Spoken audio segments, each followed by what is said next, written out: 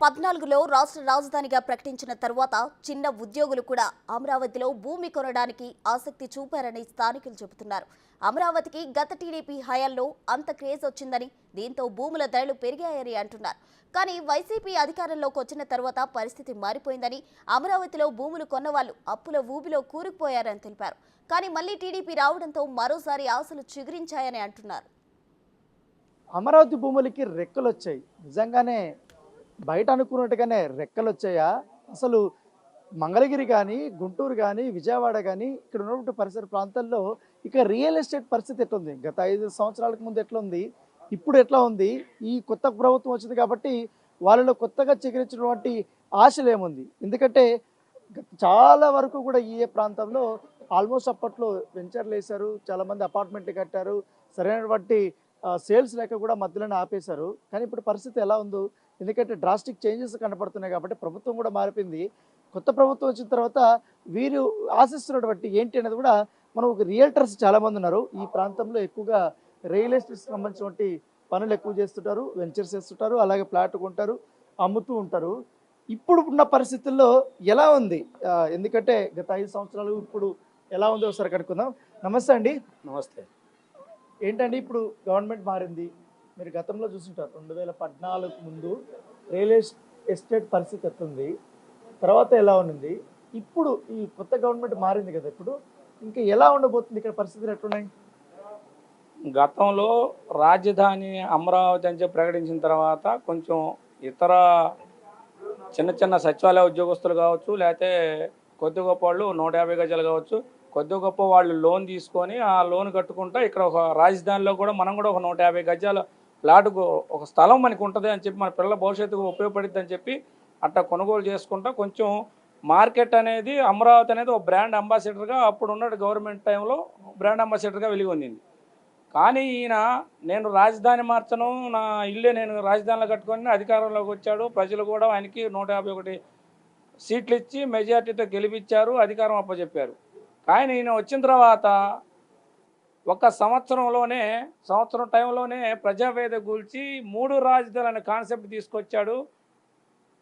ప్రజల మనోవేదతో ఈ రాజధానిలో ఉన్నటువంటి రైతులు 29,000 కుటుంబాలు 29,000 ఎకరాలు ఇస్తే ఈ రైతులకి కనీసం అపాయింట్మెంట్ కూడా ఇవ్వకుండా ఆనాటి ముఖ్యమంత్రి అపాయింట్మెంట్ ఇవ్వకుండా వీళ్ళతో చర్చలు జరపకుండా వాళ్ళు పడే చావు వాళ్లే చేస్తారన్నట్టుగా ఆయన చిద్విలాసంతో ఆ సీట్లో కూర్చొని నాది పర్మనెంట్ అధికారం అనుకొని వెర్రవీగి అహంభావంతో ఈ రైతులని ఈ రాజధానిని పట్టించుకోకుండా వెర్రవీగిన తనానికి మొన్న జరిగిన ఎన్నికల ధర్మిలా వారికి అంత ముందులో 23 అన్న ఇచ్చారు, ప్రతిపక్ష హోదా అన్న ఇచ్చారు. కానీ ఈయనకి 151లో 5 తీసేసి అటొకటి ఇటొకటి మిర్చి 11 సీట్లు అప్పచెప్పారు. కానీ ఇప్పుడు ఈ అమరావతి రాజధాని మీద పాదయాత్రలు చేశాం. ప్రజల్లో మన రాష్ట్రానికి రాజధాని లేదు అనేది ప్రతి ఒక్కరికి బాధ ఉంది, ఎంతో కొంత బాధ. కానీ ఆ జగనాసురుడి కబంధ అధికార రౌడీజం కింద ఎవరందరికీ వాళ్ళు బయటికి రాకుండా ఓటు అనే రూపంలో వారికి వ్యతిరేకంగా తీర్పిచ్చారు. ఇప్పుడు ఉన్నటువంటి ప్రభుత్వం, ఈ కూటమి ప్రభుత్వం, ఎందుకంటే మాకు ఇప్పుడు రాజధాని రైతులకు కూడా ఒక ధైర్యం వచ్చింది. ఏంటంటే డెవలప్మెంట్లో చంద్రబాబు నాయుడు గారు ఉన్నారు, అట్నే పవన్ కళ్యాణ్ గారు అమరావతి మొదటి ప్రాధాన్యత అన్నారు. ఈ అన్ని డెవలప్మెంట్ కావాలంటే కేంద్ర ప్రభుత్వ సహకారం కావాలి.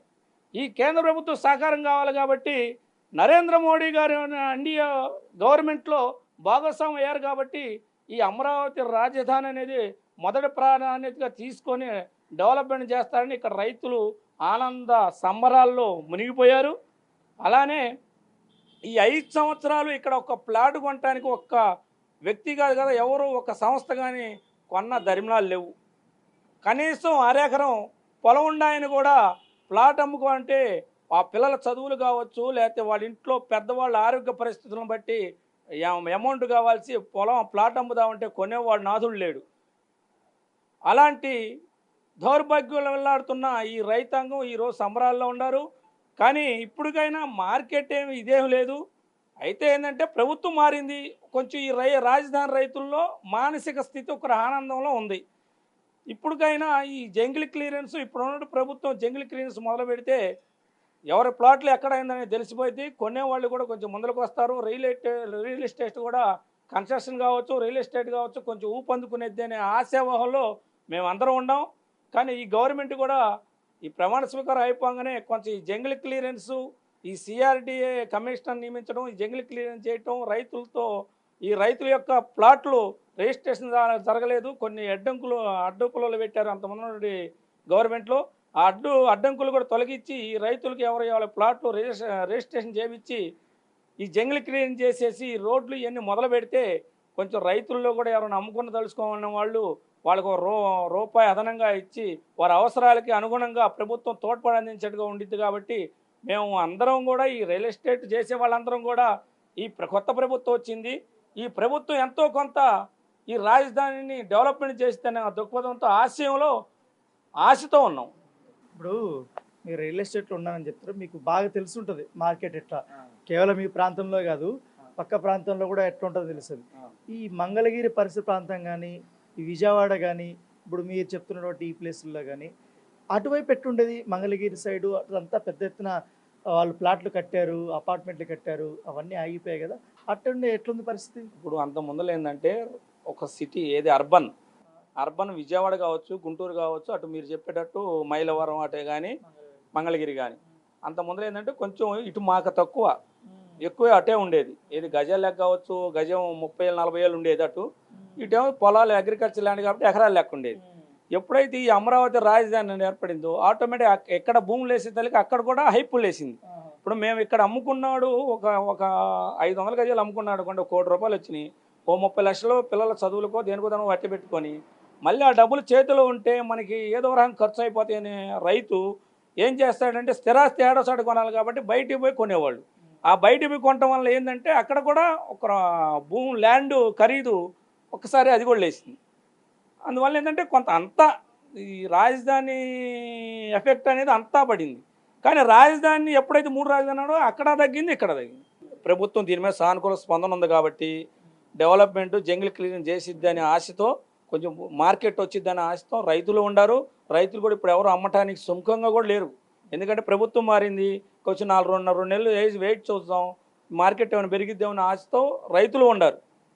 కాబట్టి ప్రభుత్వం జంగిల్ క్లీన్ చేయటం మొదలు పెడితే ఆటోమేటిక్గా ఇప్పుడు చాలామంది ఎందుకంటే రాజధాని వస్తుందనో వచ్చిన తర్వాత దాదాపు 30 కిలోమీటర్ పరిసరంలో ఎక్కువగా ఈ రియల్ ఎస్టేట్ నడిపే వాళ్ళు వెంచర్ చేస్తుంటారు, అపార్ట్మెంట్లు కడుతుంటారు. వీళ్ళంతా ఎట్లా ఈ 5 సంవత్సరాలు ఏమన్నా బిజినెస్ జరిగిందా? ఎట్లా ఇబ్బంది పడ్డారు మీరు? చాలా సర్వైవల్ పట్టడానికి చాలా ఇబ్బంది పడిపోయారండి. ఇప్పుడు గవర్నమెంట్ మారటం అనేది చాలా సుపరిణామం. ముఖ్యంగా రైతులు ఎంత ఇబ్బంది పడి ఇదైపోయారో అదే ప్రకారంగా దీని మీద ఆధారపడిన వర్గాలు ఏదైతే రియల్ ఎస్టేట్ మీడియేటర్లు అనండి, కన్స్ట్రక్షన్ సంబంధించిన వాళ్ళు అనండి, వీళ్ళందరూ కూడా తీవ్ర ఇబ్బందులకు లోనైపోయి వేరే ప్రదేశాలకు వెళ్ళిపోయారు. 99% వెళ్ళిపోయారు. ఎందుకంటే ఇప్పుడు అప్పుడు మీరు కొనేసి చాలా ఇబ్బందులు పడి ఉంటారు కదా, వడ్డీలు తీసుకుని పడి ఉంటారు, లేకపోతే ఏదో రకంగా కొన్నవాళ్ళు ఇన్వెస్ట్మెంట్ చేసుకునేది ఎందుకు? ఒక భరోసా, మన పిల్లలకి భవిష్యత్తుకు ఉపయోగపడుతుంది, ఫ్యూచర్లో మనం ఏదైనా వృద్ధాప్యంలో వచ్చినప్పుడు ఉపయోగపడుతున్న. ఇప్పుడు ఏంటంటే ఆ భరోసా అనేది లాస్ట్ 5 yearsలో ఇన్వెస్ట్మెంట్ చేసిన వాళ్ళు అందరూ కోల్పోయారు. జాబులు చేస్తా, లోన్లు తీసుకుంటా, రకరకాలుగా చిన్న 100 గజాల దగ్గర నుంచి 500 గజాల వరకు లోన్లు తీసుకుని చాలా రకరకాలుగా ఇబ్బంది పడతా తీసుకున్నారు. అదేం జరిగింది, చివరికి వచ్చేసరికి గవర్నమెంట్ మారిపోయి అమరావతి మీద ఒక విషప్రయోగం లాగా జరిగి ఆల్మోస్ట్ చనిపోయే స్థితికి తీసుకొచ్చేసారు. కాకపోతే అందరి రైతుల యొక్క ఇది నిలబడబట్టి ఈరోజు మనం మళ్ళీ తిరిగి ఇదిలోకి వచ్చాము. రైతులు కొంత ఆలోచన ధోరణితో వెయిట్ చూసే ధోరణిలో ఉన్నారండి. కొనుక్కునే వాళ్ళకి, ఎందుకంటే ఇప్పుడు అంతా కూడా కంప్లీట్గా చేంజ్ వచ్చింది కాబట్టి కొనుక్కుందాం అనే ఆలోచన ఉన్న వాళ్ళు ఎక్కువ మంది ఇంట్రెస్ట్ చూపిస్తున్నారు. అంటే ఇటువైపు కొనడానికి, అటువైపు మంగళగిరి సైడా? లేదండి, మొత్తం చేంజ్ వచ్చేస్తుంది. గుంటూరు కృష్ణా జిల్లాలో 2 జిల్లాల్లో కూడా ఏదైతే రైతుల్లోకి బాగా వెళ్ళిపోయిందో అదే మనకి ఎలక్షన్లో కూడా బాగా కనపడింది. అది ఏదైతే అమరావతి అనే సబ్జెక్ట్ ఏంటంటే చిన్న పాయింట్లో తీసుకున్నారు వాళ్ళు. ఏముందులే అమరావతి 29 గ్రామాలే కదా, దాని గురించి అంత రిఫ్లెక్ట్ అవ్వదని అనుకున్నారు. ఈ ఎలక్షన్ రిజల్ట్ చూసినాక వాళ్ళకి క్లియర్ కట్గా వాళ్ళకి బాగా జనం వైసీపీ, మన ఇక్కడ పార్టీల గురించి మాట్లాడుకోవాల్సిన అవసరం లేదు, కానీ ఎవరికైనా సరే ఒక మెదడులోకి వెళ్ళిపోయింది. అమరావతి అనేది ఒక చిన్న 29 గ్రామాల ఇది కాదు, ఇది రాష్ట్ర సమస్య, ఇది అనేది జనంలోకి బాగా వెళ్ళిపోయింది. అదే రకంగా ఎలక్షన్లో రిఫ్లెక్షన్ అనేది చూపించింది, అది క్లియర్. ఇప్పుడు మామూలుగా ఎంత ఉంటుందండి ఇప్పుడు ధరలు అప్పటికి ఇప్పటికి కంపారిజన్ చేసుకుంటే ఇప్పుడు ఏమన్నా భూమి పెరిగింటుందా? మనకేంటంటేనండి ఇక్కడ బేసిక్ లెవెల్లో ఆర్థిక అవసరాలు ఇబ్బందులు వచ్చి 5,000 మినిమం జగన్మోహన్ రెడ్డి గారు వచ్చిన దగ్గర నుంచి 5,000 మినిమం చేశారు. అప్పటి నుంచి అది అట్లా కంటిన్యూ అవుతానే ఉంది చాలా రోజులు. చాలా రకాల కరోనా జగన్ వచ్చారు, జగన్ తర్వాత కరోనా వచ్చింది, అన్ని రకరకాల ఇబ్బందులు పడతా ఇప్పుడిప్పుడే తేరుకునే ఇదిలోకి వచ్చారు. తేరుకునే ఇదిలోకి వచ్చినట్టంటే ఇది అనూహ్యంగా మంచి భారీ మెజారిటీతో రావటం, ఇంకా సెకండ్ థాట్ అనేది రాకుండా, నెక్స్ట్ గవర్నమెంట్ ఏదైనా చేంజ్ అయినా ఇంకో రకమైన ఆలోచన వచ్చినా సెకండ్ థాట్ అనేది రాకుండా ఉంది కాబట్టి ఇన్వెస్టర్లో ఒక భరోసా వచ్చింది. ఏ ప్రకారంగా చూసినా ఇక్కడ అమరావతి అనేది, అమరావతిలో నో ఆప్షన్, సెకండ్ ఆప్షన్ అనేది ఏమి ఉండదు అనే ఆలోచనతో ఎక్కువ మంది ఇన్వెస్టర్లు అనేవాళ్ళు కొనడానికి ఆసక్తి చూపుతున్నారు.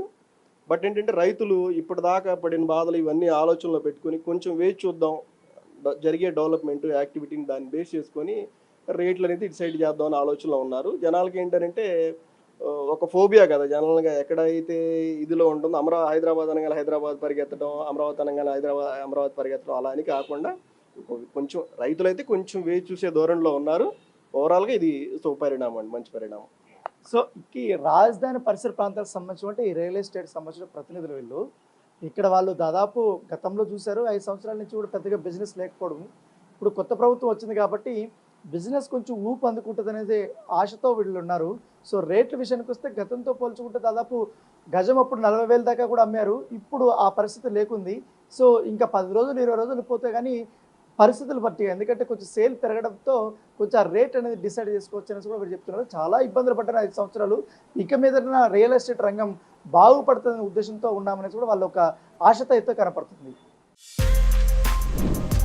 For more videos like this, subscribe Big TV channel.